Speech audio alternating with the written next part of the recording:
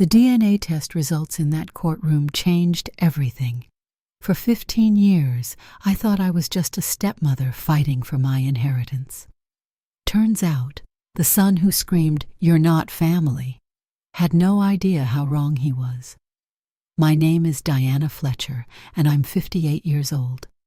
I live in Portland, Oregon, in a cozy craftsman-style house that overlooks the Willamette River, where the morning mist creates an almost magical atmosphere that has always brought me peace during difficult times.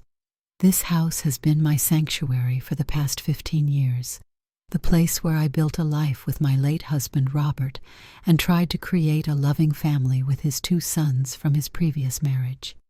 I work as a pediatric nurse at Oregon Health and Science University Hospital, a career that has given me purpose and fulfillment for over 25 years.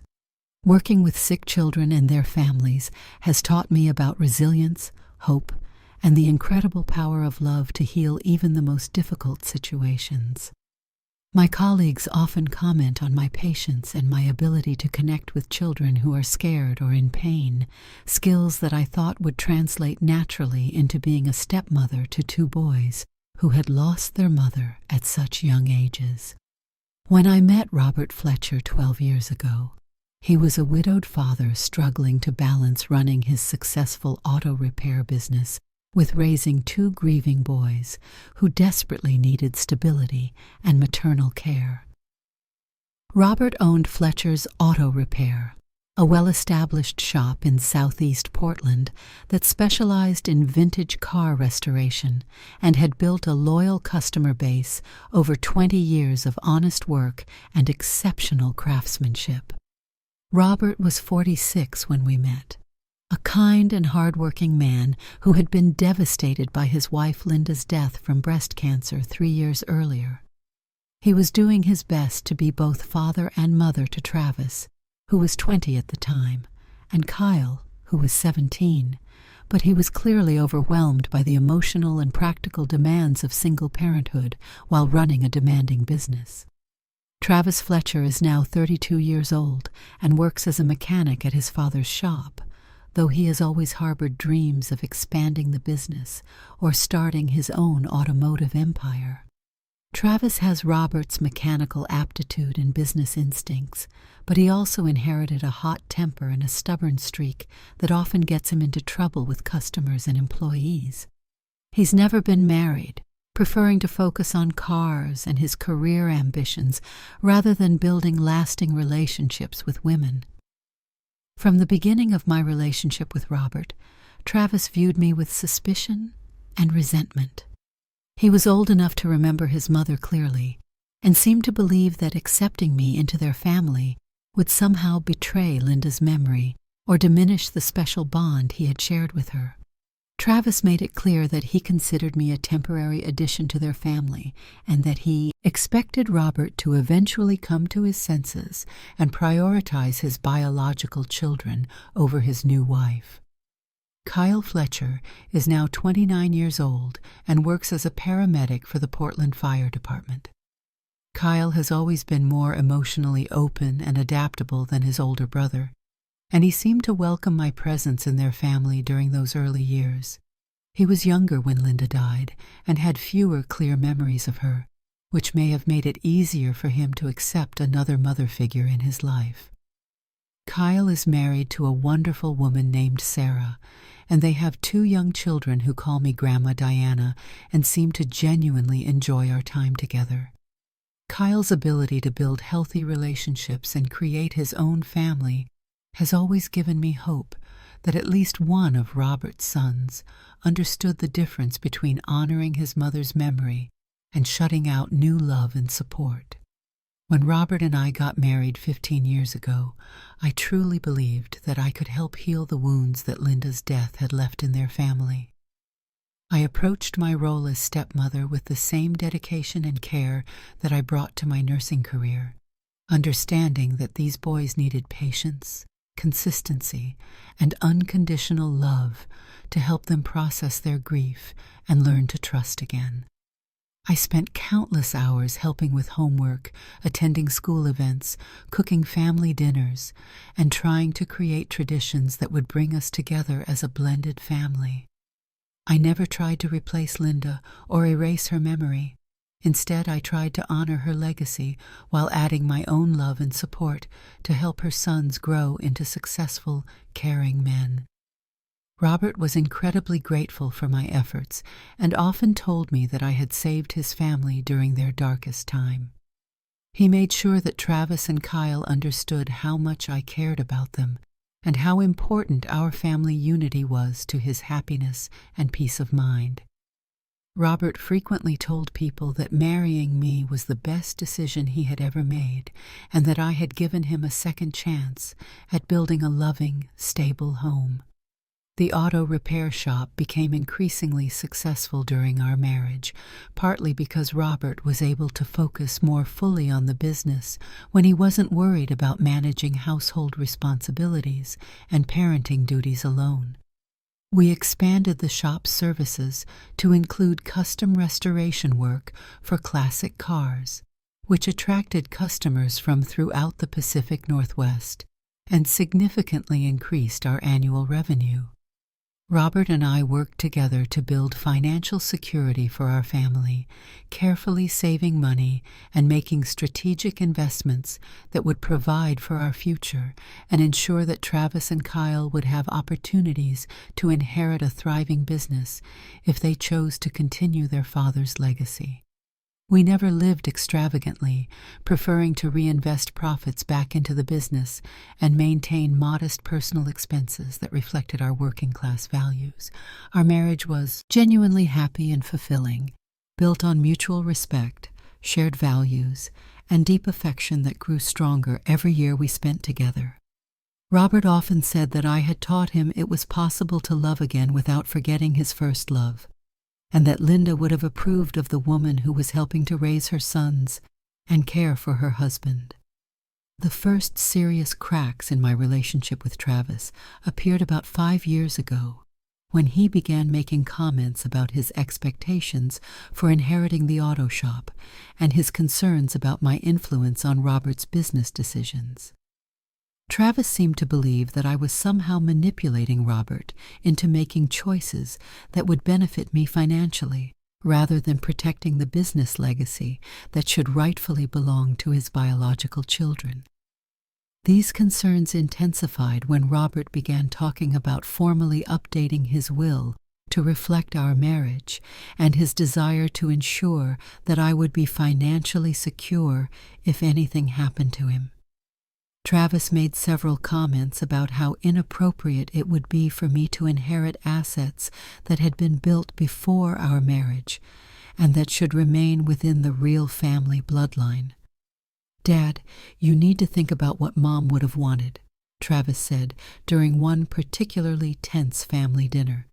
"She would have wanted the business to stay with her sons, not go to someone who wasn't even part of our family when you built it." His use of the phrase real family and his implication that I was somehow an outsider trying to steal his mother's legacy was hurtful and revealing about his fundamental attitude toward our blended family structure.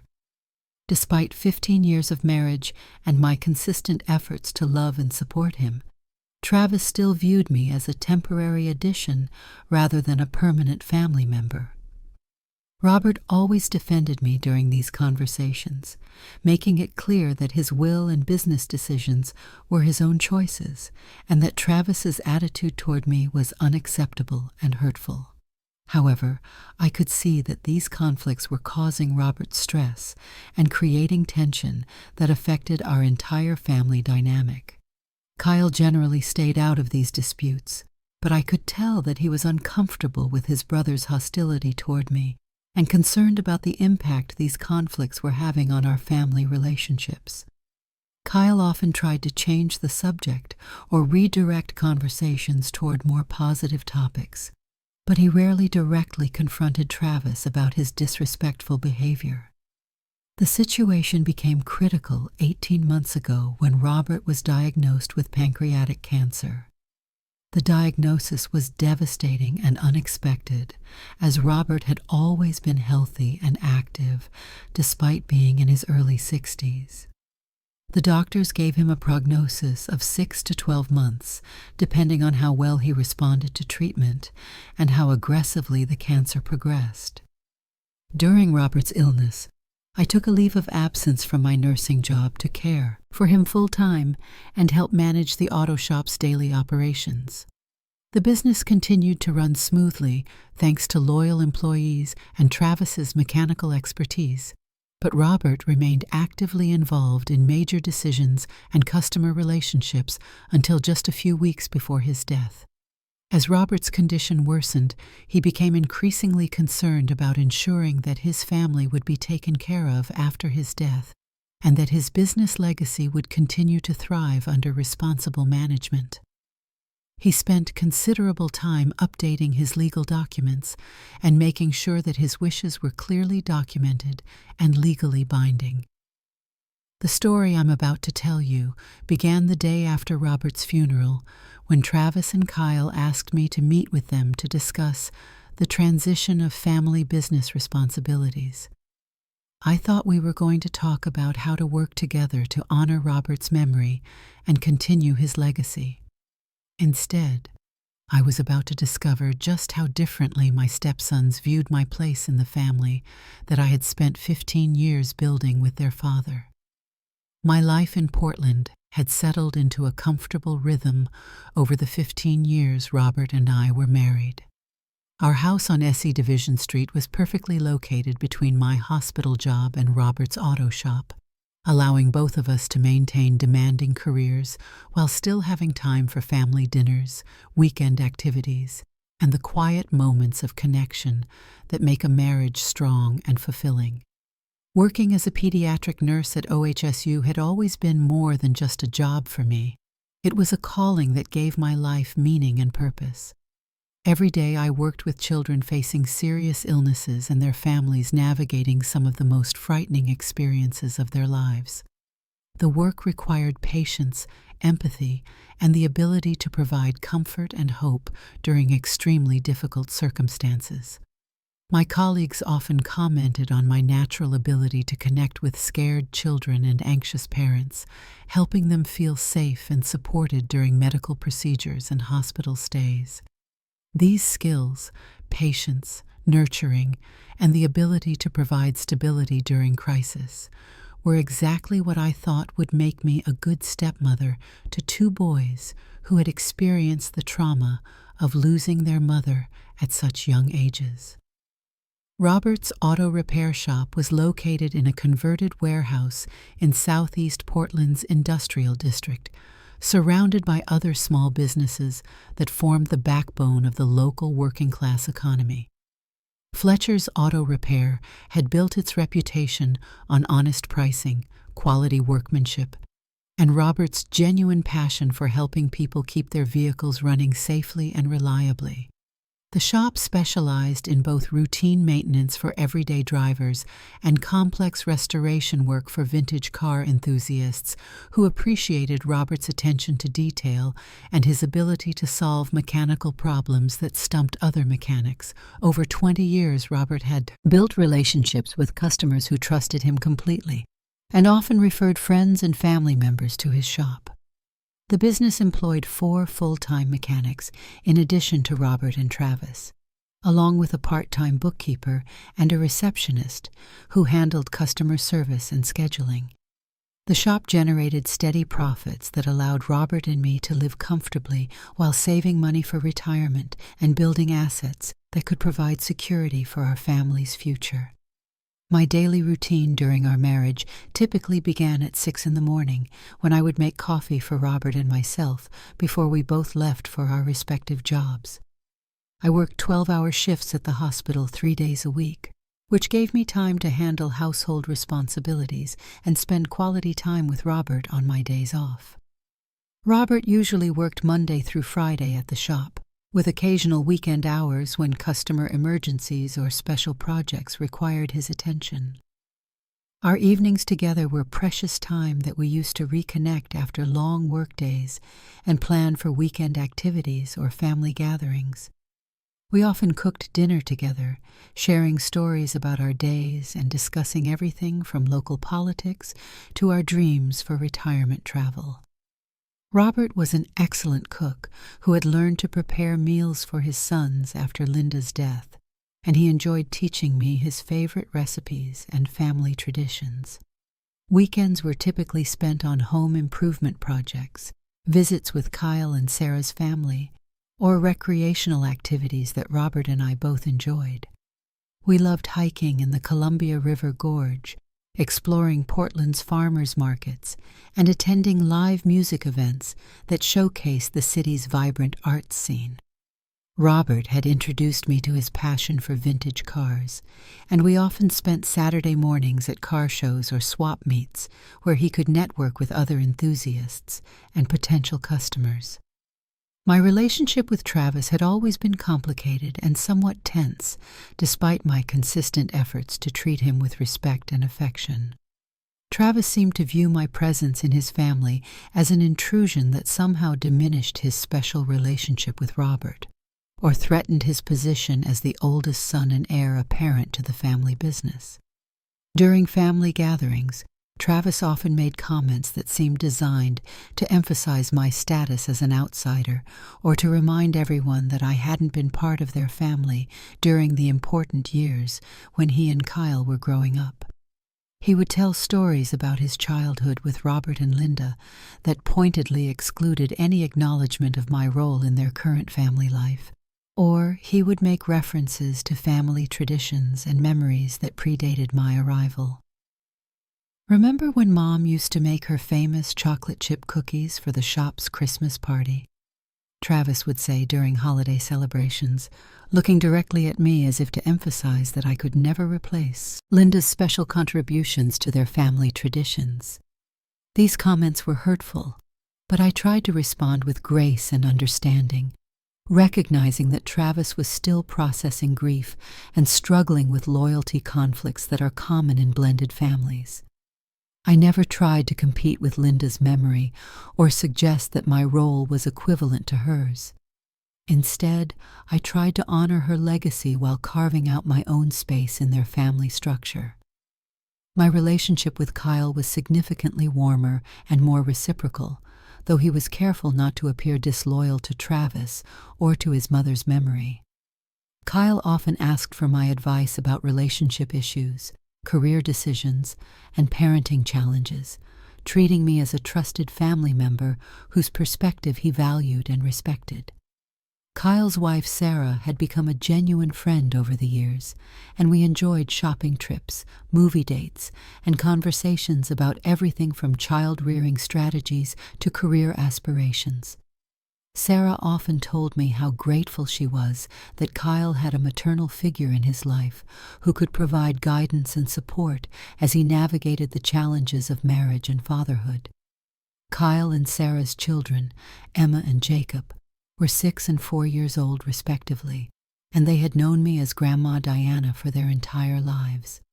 We had developed beautiful relationships built on bedtime stories, playground adventures, and the kind of unconditional love that transcends biological connections. Watching these children grow and being part of their daily lives was one of the greatest joys of my marriage to Robert. Robert was incredibly proud of the family we had built together and frequently told people that marrying me had given him a second chance at happiness that he never thought would be possible after Linda's death. He often said that I had not only healed his own broken heart, but had also helped his sons learn to trust and love again after their devastating loss. "Diana saved our family," Robert would tell friends and customers who asked about our blended family dynamics. "She came into our lives when we were all struggling with grief and loneliness, and she helped us remember what it felt like to be whole again." Robert's gratitude and affection were genuine and consistent throughout our marriage, and he made sure that Travis and Kyle understood how much my presence in their lives meant to him. He frequently told his sons that respecting and appreciating me was one of the most important ways they could honor their father and demonstrate the values he had tried to teach them. The auto shop had become increasingly profitable during our marriage, partly because Robert was able to focus more energy on business development and customer relationships when he wasn't managing household and parenting responsibilities alone.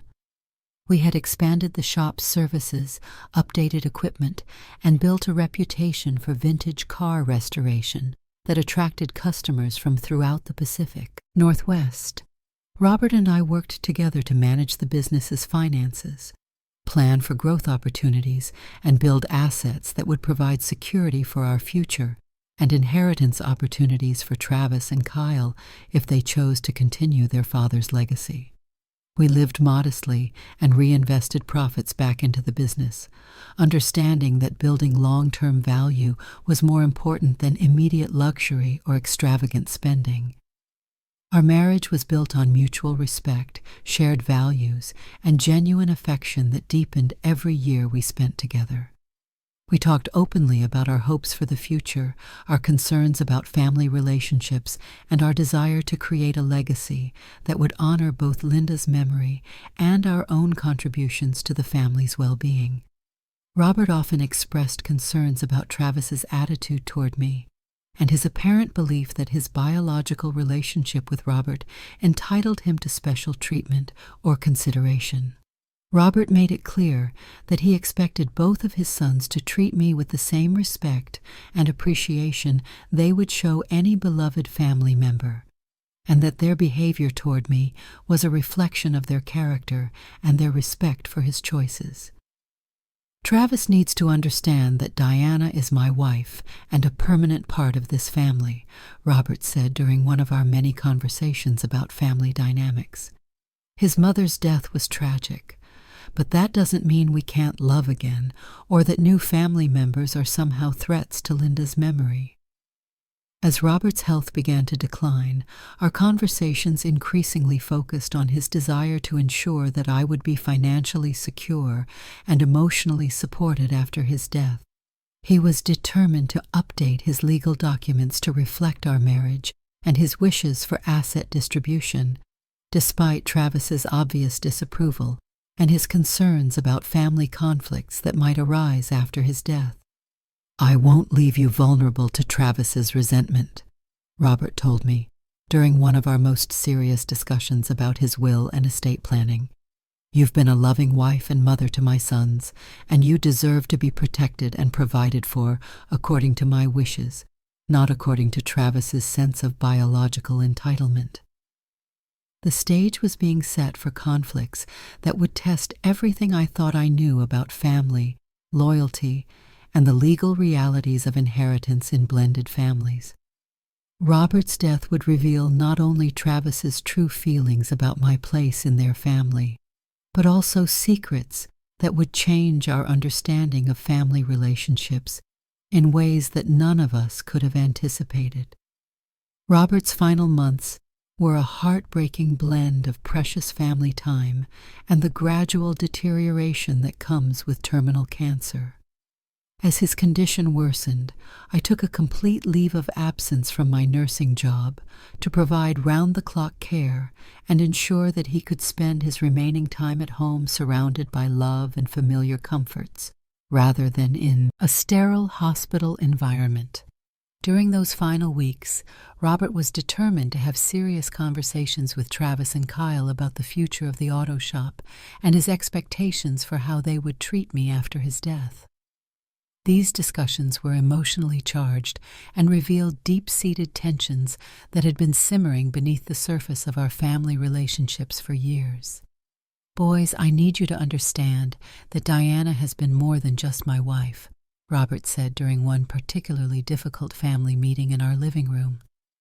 "She's been a mother to you when you needed one, a partner in building our business success, and the person who has made our family whole again. When I'm gone, I expect you to continue treating her with the love and respect she deserves." Travis's response was immediate and defensive.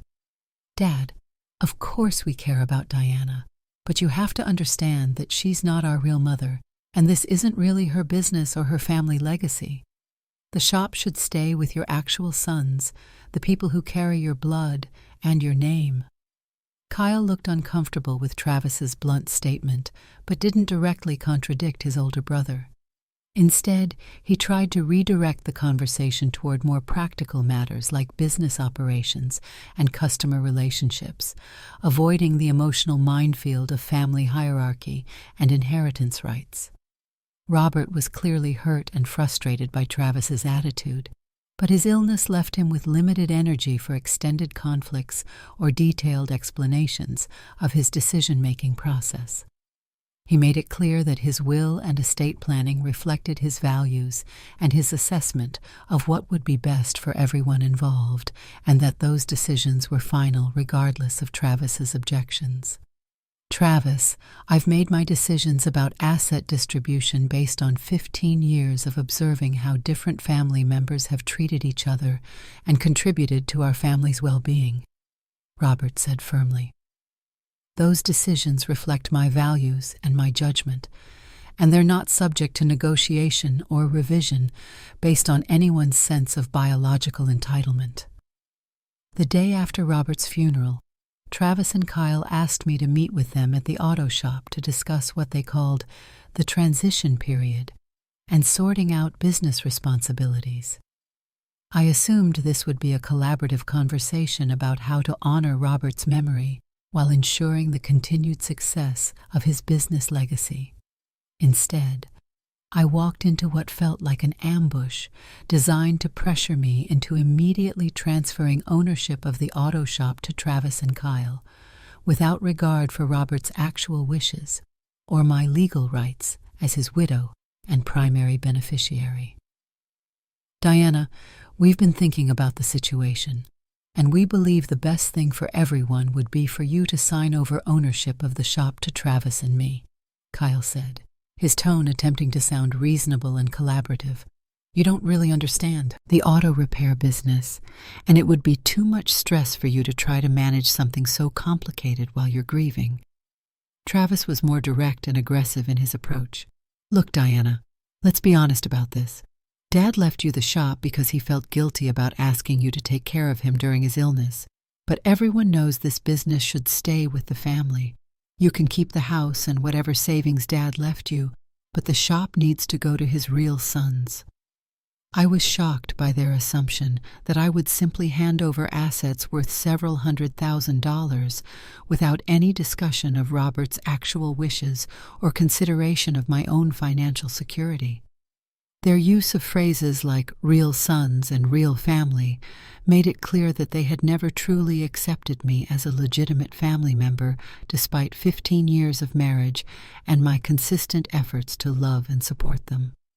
"Boys, I'm not going to make any major decisions about the business while I'm still processing your father's death," I said, trying to remain calm despite their obvious pressure tactics. Robert spent considerable time updating his will and estate planning documents because he wanted to ensure that his wishes were clearly documented and legally binding. I think we should all take time to grieve and adjust before making significant changes to arrangements he carefully planned. Travis's reaction was immediate anger and accusations that revealed the depth of his resentment and his fundamental misunderstanding of my motivations and character. "This is exactly what I was afraid would happen," he said, his voice rising with each word. "You're going to try to hold on to assets that don't belong to you and use Dad's guilt and confusion during his illness to steal our family's legacy. You're not our mother, you're not really our family, and you have no right to inherit business that Dad built before you even existed in our lives." Kyle tried to calm his brother down, but he didn't defend me or contradict Travis's hurtful characterizations of my role in their family. His silence felt like tacit agreement with Travis's position, suggesting that despite years of seemingly positive relationships, he also viewed me as an outsider who had somehow manipulated their father into making decisions that favored me over his biological children. "Travis, please try to understand that I love this family "And I want to honor your father's memory," I said, fighting back tears at his cruel words. "I'm not trying to steal anything from anyone. I'm trying to process my grief and figure out how to move forward in a way that reflects Robert's values and wishes." "His values?" Travis shouted. "His values were about taking care of his real family, not some woman who showed up when we were teenagers and convinced him to change his will.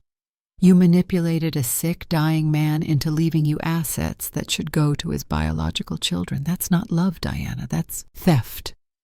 The conversation deteriorated from there, with Travis making increasingly personal attacks on my character and motives.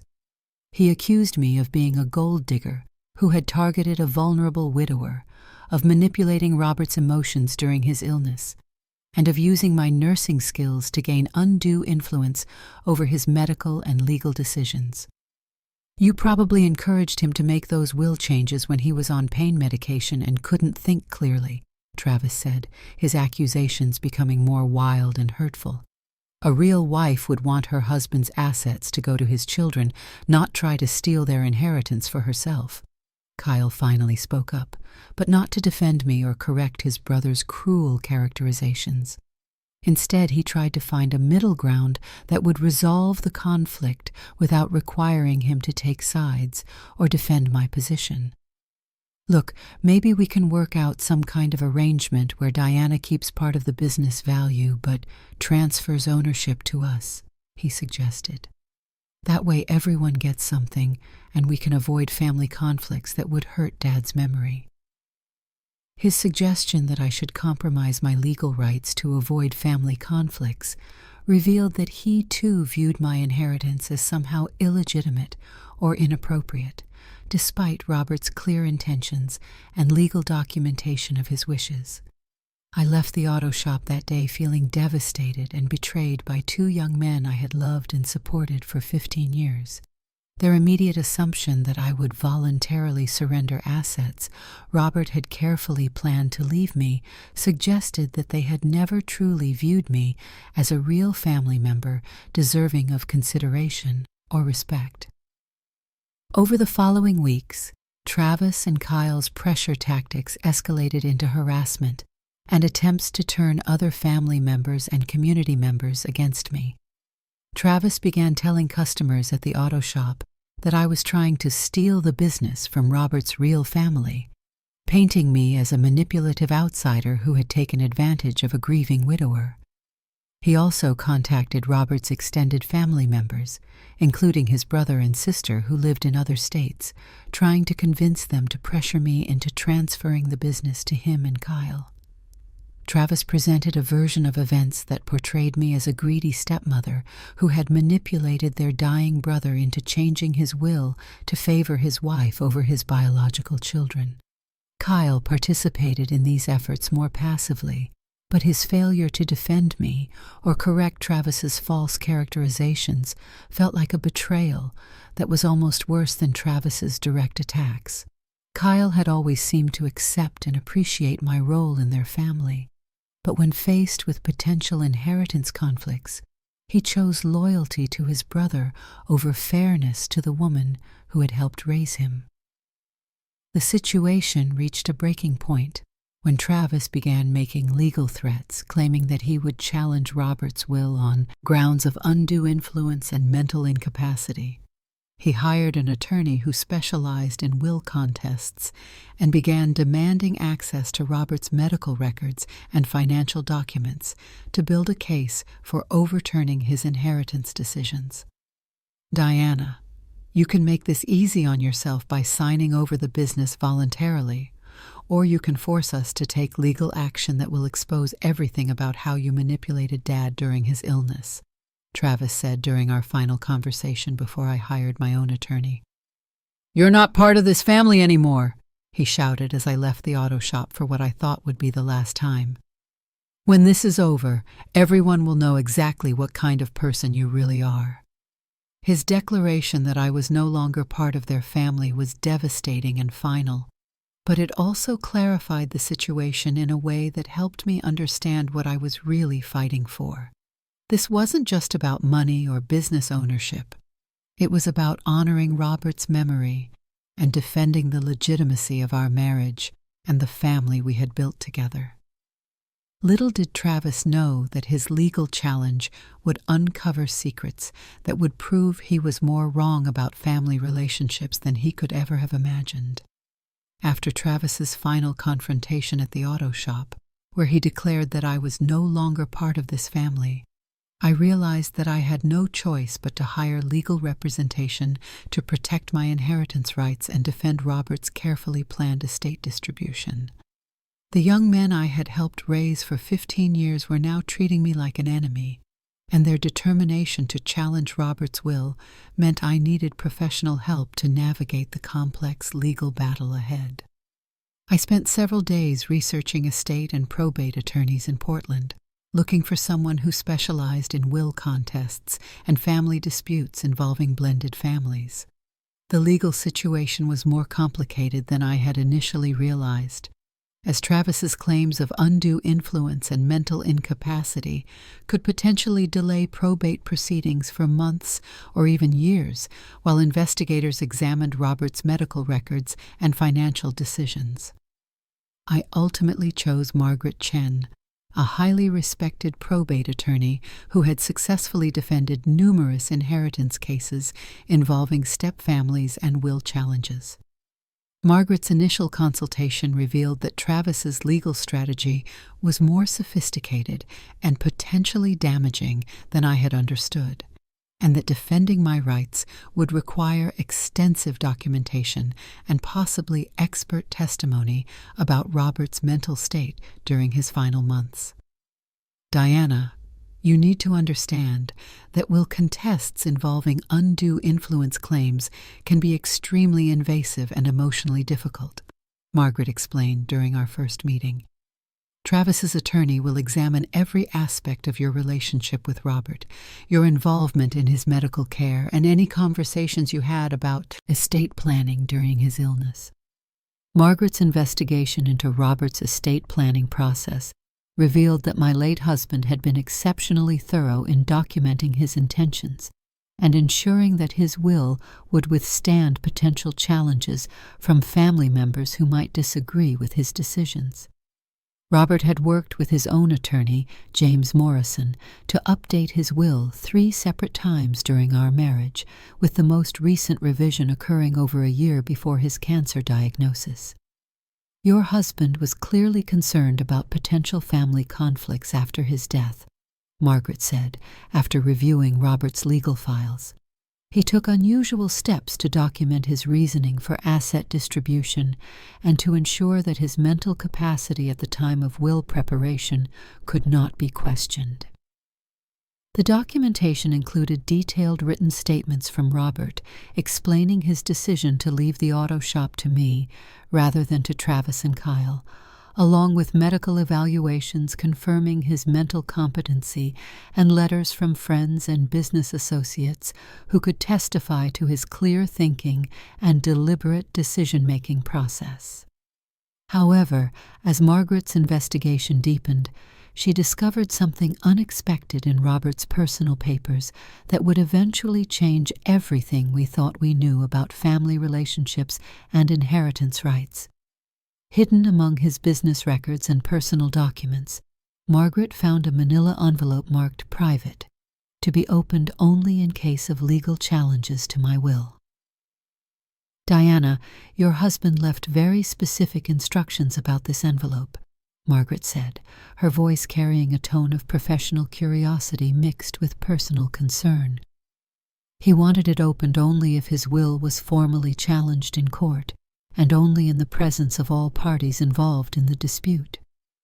The envelope's existence suggested that Robert had anticipated exactly the kind of family conflict that was now developing, and that he had prepared additional documentation or evidence that he believed would resolve any questions about his intentions or his right to distribute assets according to his own values and judgments.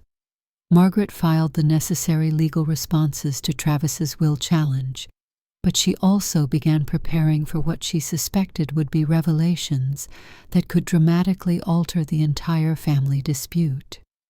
Robert's careful preparation and his mysterious envelope suggested that there were facts about our family situation that even I didn't fully understand. As the legal proceedings moved forward, Travis became increasingly aggressive and confident in his challenge to Robert's will. He hired a private investigator to examine my financial history and look for evidence that I had somehow coerced or manipulated Robert into changing his estate planning documents.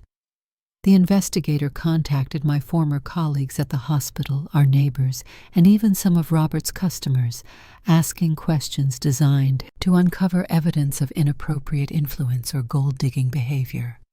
Travis also began making public statements about the legal dispute, telling anyone who would listen that he was fighting to protect his father's legacy from a manipulative stepmother who had taken advantage of a dying man's vulnerability. His version of events portrayed me as a calculating woman who had targeted a vulnerable widower and systematically isolated him from his biological children while gaining control over his business and financial assets. My father built that auto shop with his own hands over 20 years, Travis told a local newspaper reporter who was writing a story about family business succession disputes. He intended for it to stay with his real family, not go to someone who married into the family when his sons were already grown and who had no part in building what he created.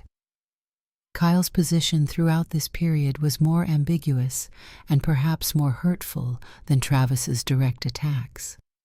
While he didn't participate in the public campaign against me or hire his own attorney to challenge the will, he also didn't defend me or contradict Travis's characterizations of my role in their family. His silence felt like abandonment from someone I had considered a genuine son rather than just a stepchild. The most painful aspect of this period was the way the legal conflict affected my relationships with Kyle's children, Emma and Jacob. Sarah continued to allow me to see the grandchildren, but the visits were awkward and strained, with unspoken tensions about family loyalty and uncertain futures that made it difficult to maintain the natural, loving relationships we had always shared.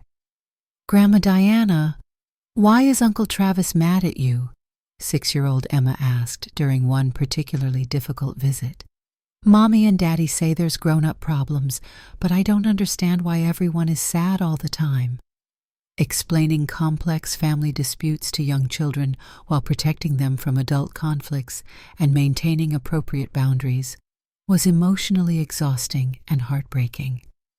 I wanted to preserve their sense of family stability while also being honest about the challenges we were facing as a family unit. As we approached the court date for the will challenge hearing, Margaret received additional documentation from Travis's attorney that revealed the scope of his legal strategy and his confidence in overturning Robert's estate planning decisions. Travis was claiming not only undue influence, but also arguing that Robert's marriage to me had been based on misrepresentation and that I had essentially defrauded his father into believing our relationship was genuine. "Diana, Travis's attorney is arguing that your marriage was essentially a long-term con game designed to gain access to family assets," Margaret explained as we reviewed the legal filings. "They're claiming that you identified Robert as a vulnerable target after his wife's death and systematically manipulated him into dependency and altered decision-making. The accusations were devastating and completely contrary to the reality of my loving, genuine relationship with Robert and my sincere efforts to build positive family relationships with Travis and Kyle.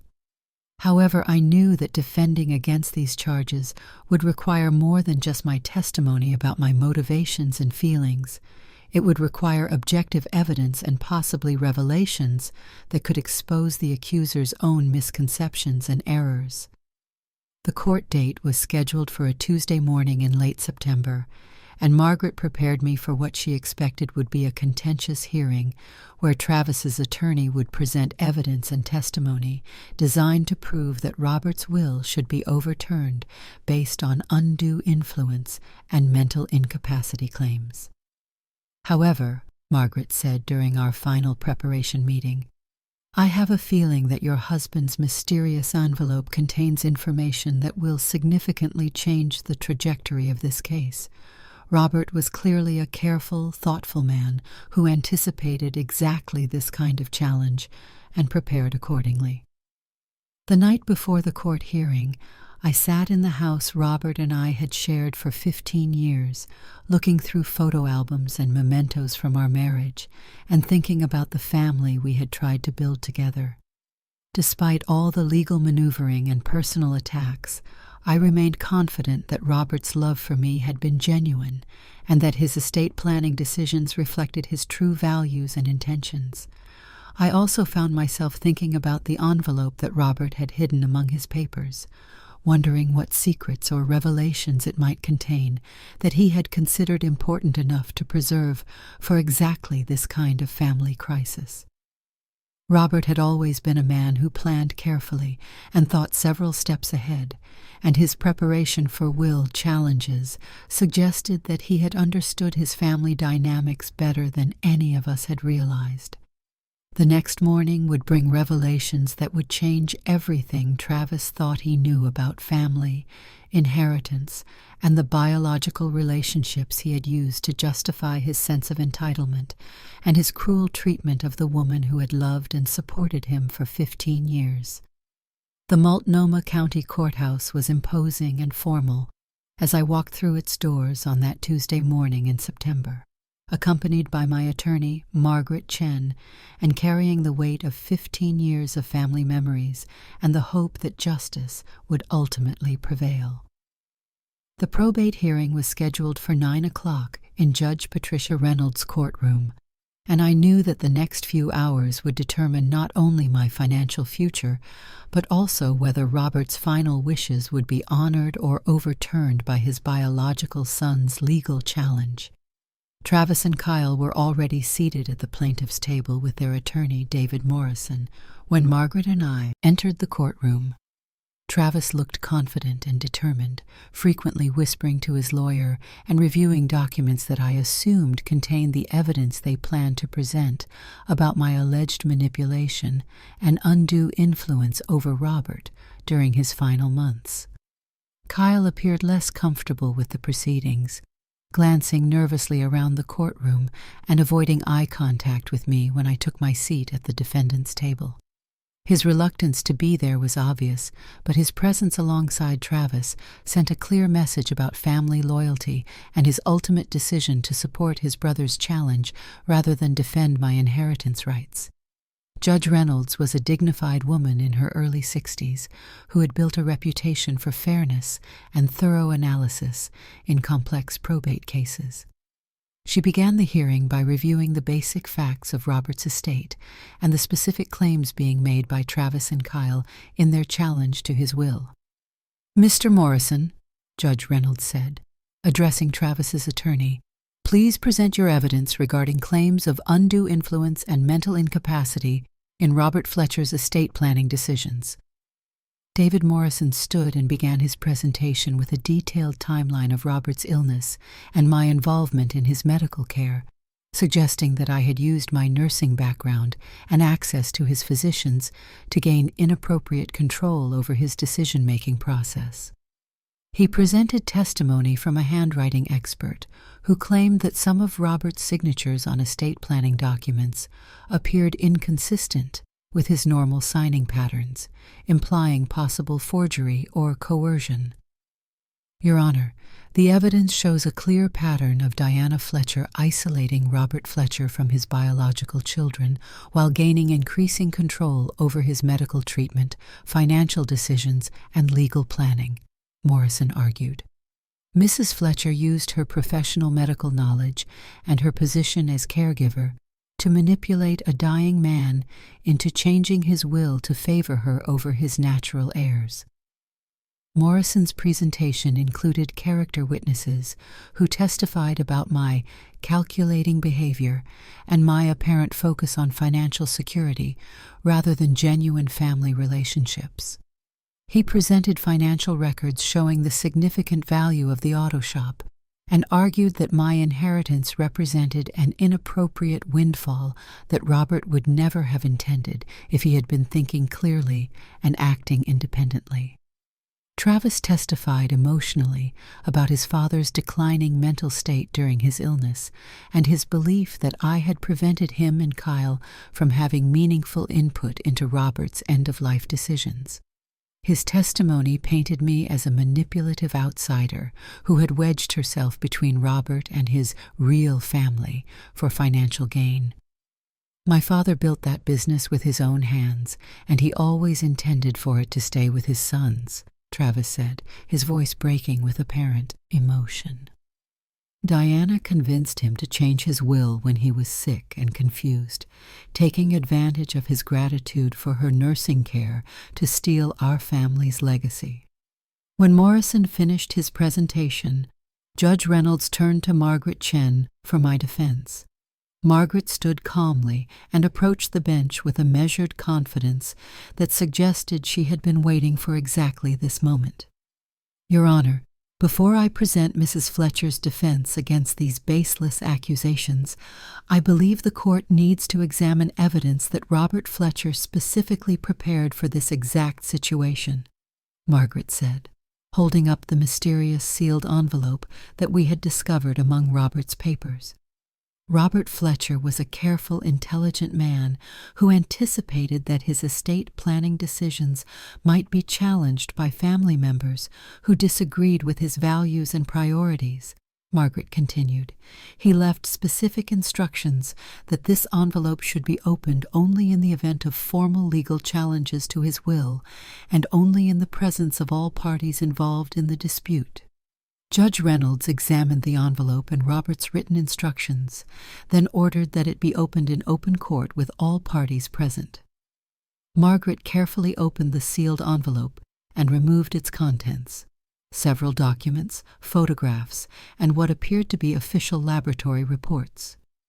Your Honor, Robert Fletcher's final message to his family includes DNA test results that fundamentally alter our understanding of the family relationships at the center of this inheritance dispute, Margaret announced, her voice carrying the gravity of a revelation that would change everything. The courtroom fell silent as Margaret presented the first document. A letter from Robert, dated 18 months before his death, written in his clear handwriting and properly notarized to ensure its authenticity and legal validity.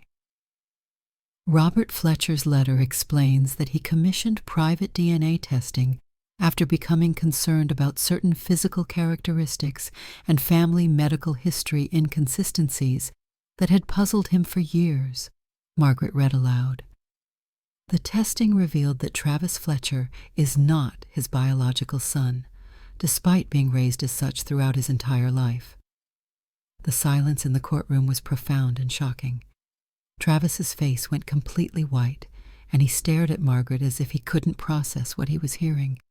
Kyle looked equally stunned, his mouth falling open as he tried to understand the implications of this revelation. According to these laboratory reports from Pacific Northwest Genetics Laboratory, DNA testing confirms that Robert Fletcher is Kyle Fletcher's biological father, but Travis Fletcher shares no genetic relationship with the man who raised him for 32 years, Margaret continued, presenting the official documentation to Judge Reynolds for examination. Travis stood up abruptly, his voice shaking with disbelief and anger. That's impossible. This is some kind of fraud or mistake. My father is Robert Fletcher. I look like him. I have his mechanical abilities. I've been his son my entire life. Judge Reynolds maintained order in the courtroom while carefully reviewing the DNA test results and Robert's accompanying letter. The documentation was thorough and professionally prepared, including multiple test confirmations and detailed explanations of the genetic markers that proved or disproved paternal relationships. Margaret continued reading from Robert's letter. I want my family to understand that this discovery does not change my love for Travis or my gratitude for the opportunity to raise him as my own son. However, it does explain why Travis has always felt disconnected from our family unit and why he has consistently rejected Diana's efforts to build loving relationships with him. The letter went on to explain that Robert had suspected the truth about Travis's parentage for several years, but had chosen not to confront Linda about her apparent infidelity before her death, preferring to focus on providing stability and love for both boys, regardless of their biological origins. Robert Fletcher's letter specifically addresses the inheritance dispute that he knew might arise after his death, Margaret read. He writes, "If Travis challenges my will based on claims that Diana is not real family, I want him to understand the irony of his position. Diana has been more of a genuine family member to me and Kyle than Travis ever chose to be, despite my love and support throughout his entire life." Travis was shaking visibly as the implications of the DNA results became clear. His entire legal argument had been based on the premise that biological children deserved inheritance priority over non-biological family members. But the testing revealed that he was the non-biological family member making claims against Robert's actual biological son and chosen wife. "Your Honor," Margaret said, addressing Judge Reynolds directly, "Travis Fletcher has spent months arguing that Diana Fletcher has no right to inherit assets from Robert Fletcher because she is not real family. The DNA evidence shows that Travis Fletcher himself has no biological relationship to Robert Fletcher, while Diana Fletcher was Robert's legally married wife, and Kyle Fletcher is his confirmed biological son." Judge Reynolds examined all the documentation carefully before addressing the courtroom. The court finds that the DNA evidence is properly authenticated and professionally conducted. These results fundamentally alter the biological family relationships that have been central to the inheritance challenge.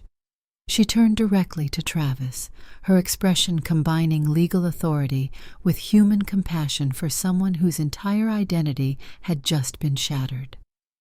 "Mr. Fletcher, the evidence shows that you have no biological relationship to Robert Fletcher, despite being raised as his son. Your legal challenge to his will has been based on claims of biological inheritance rights that you do not actually possess." Travis sat down heavily, his confident demeanor completely destroyed by revelations that proved he was more wrong about family relationships than he could ever have imagined. The man who had screamed that I wasn't real family had just learned that he was the family member without any biological connection to Robert.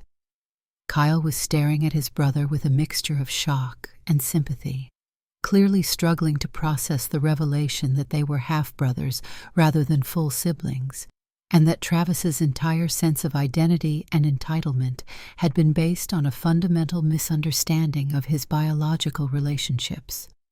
Judge Reynolds concluded the hearing by upholding Robert's will in its entirety, finding no evidence of undue influence or mental incapacity, and noting that the DNA revelations actually supported Robert's estate planning decisions rather than undermining them. The court finds that Robert Fletcher made his inheritance decisions based on accurate knowledge of family relationships and careful consideration of each person's contributions to his life and happiness, Judge Reynolds said. The will stands as written, and Diana Fletcher is confirmed as the primary beneficiary of Robert Fletcher's estate. As we left the courthouse that day, Travis refused to look at me or acknowledge the devastating irony of his situation. The man who had declared that I wasn't part of his family had learned that he wasn't part of the family either, at least not in the biological sense that he had used to justify his cruelty and sense of entitlement. The immediate aftermath of the DNA revelation in Judge Reynolds's courtroom was a period of profound emotional upheaval for everyone involved in what had become much more than a simple inheritance dispute. The family relationships I thought I understood had been fundamentally altered by Robert's posthumous disclosure, and the young men I had helped raise for 15 years were now forced to confront truths that challenged everything they believed about identity, family, and belonging. Walking out of the courthouse that Tuesday afternoon, I felt a complex mixture of vindication and sadness.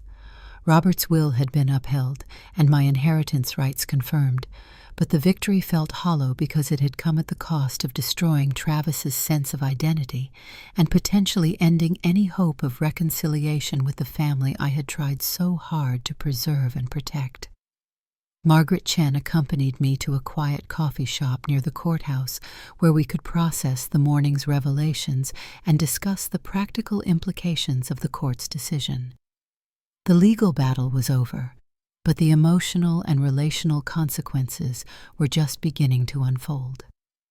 "Diana, I've been practicing probate law for 25 years, and I've never seen a case with such dramatic family revelations," Margaret said, as we reviewed the court's final ruling.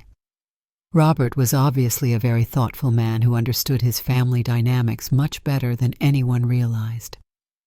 Margaret explained that the DNA evidence had not only confirmed my inheritance rights, but had also essentially destroyed any future legal challenges Travis might consider. His entire case had been built on biological entitlement arguments that he could no longer make, and his public statements about real family had been thoroughly discredited by scientific evidence. "The irony is almost overwhelming," Margaret continued. "Travis spent months arguing that you weren't entitled to inherit from Robert because you weren't biological family, when it turns out that he was the non-biological family member claiming rights he didn't actually possess." Over the following weeks, I tried to reach out to both Travis and Kyle to offer support and begin conversations about how we might move forward as a family despite the shocking revelations about Travis's parentage. My calls to Travis went unanswered, and Kyle's responses were brief and uncomfortable, suggesting that he was struggling to process his own emotions while also dealing with his brother's crisis of identity. I learned from mutual friends that Travis had essentially disappeared from his normal social and work routines, taking an extended leave of absence from the auto shop and refusing to discuss the court proceedings or the DNA results with anyone who asked about the situation. His girlfriend of 2 years had moved out of their shared apartment, apparently unable to cope with his emotional turmoil and his angry refusal to accept professional counseling or family support. Kyle's response was more measured but equally troubled. He continued working at the fire department and maintaining his family responsibilities, but he was clearly struggling with guilt about his brother's situation and uncertainty about how to maintain relationships with both Travis and me, given the new family dynamics. "Diana, I don't know what to do," Kyle said during our first conversation after the court hearing. "Travis is my brother, half-brother, I guess, and he's falling apart. But he's also been incredibly cruel to you, and I don't know how to balance family loyalty with what's right and fair." I spent considerable time during this period reflecting on Robert's decision to keep Travis's parentage secret during his lifetime while preparing for posthumous revelation if family conflicts arose after his death. His approach had been both protective and strategic, allowing Travis to maintain his sense of identity and belonging while ensuring that any inheritance challenges based on biological entitlement would be thoroughly discredited.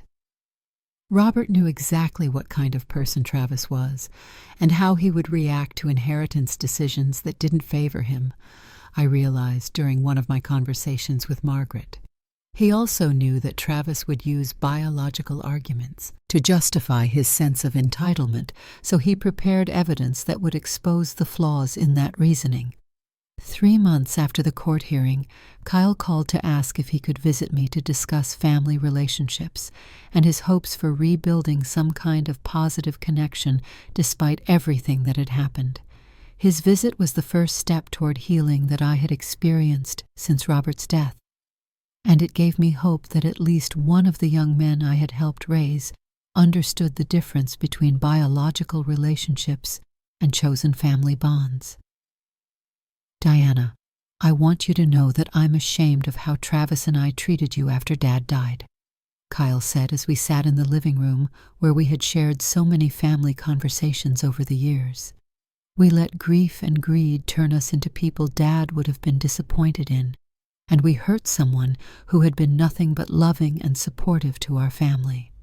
Kyle's apology was genuine and specific, acknowledging not only his brother's cruel behavior, but also his own failure to defend me or maintain the family relationships that Robert had valued so highly. He expressed remorse about the public conflict, the legal challenges, and the way their actions had damaged my reputation in the community and caused me months of emotional distress. I've been thinking a lot about what real family means, Kyle continued.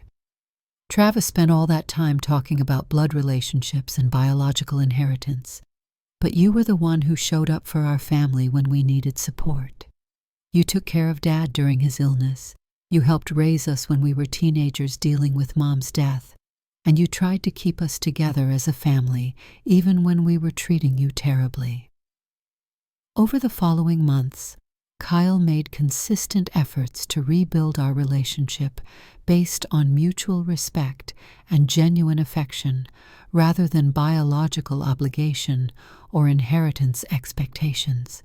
He brought Emma and Jacob for regular visits, included me in family celebrations, and began referring to me as his stepmother in ways that emphasized chosen family bonds rather than genetic connections.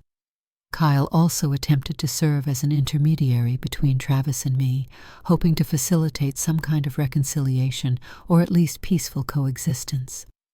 However, these efforts were largely unsuccessful because Travis remained consumed by anger and humiliation about the DNA revelations and his defeat in the inheritance challenge. 6 months after the court hearing, Travis finally agreed to meet with me for what he said would be a final conversation about our family relationships. I had hoped this meeting might provide an opportunity for healing and forgiveness, but Travis's attitude remained hostile and unrepentant. Diana, I want you to know that I don't care what those DNA tests showed, Travis said during our uncomfortable meeting at a neutral coffee shop. Robert Fletcher was my father in every way that mattered, and you still stole my inheritance through manipulation and timing. The fact that we're not biologically related doesn't change the fact that you're not real family to me. His continued resentment and refusal to acknowledge his own cruel behavior or accept responsibility for the family conflicts made it clear that Travis was not capable of the personal growth and self-reflection that reconciliation would require. He remained fixated on grievances and blame rather than focusing on healing and moving forward. "I'm leaving Portland," Travis announced toward the end of our conversation. "I can't stay in a place where everyone knows about the court case and the DNA results. I'm starting over somewhere else where people don't know about any of this family drama." Travis moved to Denver 3 weeks later, taking a job with a national auto repair chain and essentially cutting all ties with Kyle, me, and everyone else connected to his life in Portland. His departure was sad but also somewhat relieving, as it eliminated the ongoing tension and conflict that had made family gatherings and community interactions uncomfortable for everyone involved. Today, almost 2 years after Robert's death, Kyle and I have built a strong, authentic relationship based on mutual love and respect, rather than biological obligation or inheritance considerations. He regularly brings Emma and Jacob for visits, and we've created new family traditions that honor Robert's memory while acknowledging the changed dynamics of our blended family structure. Kyle has also taken an active role in helping me manage the auto shop, learning business operations and customer relations skills that may eventually allow him to take over ownership if he chooses to continue his father's legacy. His involvement is voluntary and gradual, based on genuine interest rather than entitlement or pressure. I've used part of my inheritance to establish a scholarship fund for students from blended families who demonstrate both academic achievement and strong character values. The fund is named in Robert's memory and reflects his belief that chosen family bonds can be just as meaningful and important as biological relationships. The most important lesson I learned from this experience is that family is ultimately about love, loyalty, and mutual support, rather than genetic connections or legal obligations. Travis's biological relationship to Robert couldn't teach him to value family bonds or treat family members with respect, while my non-biological relationship enabled me to provide genuine love and support during the most difficult times.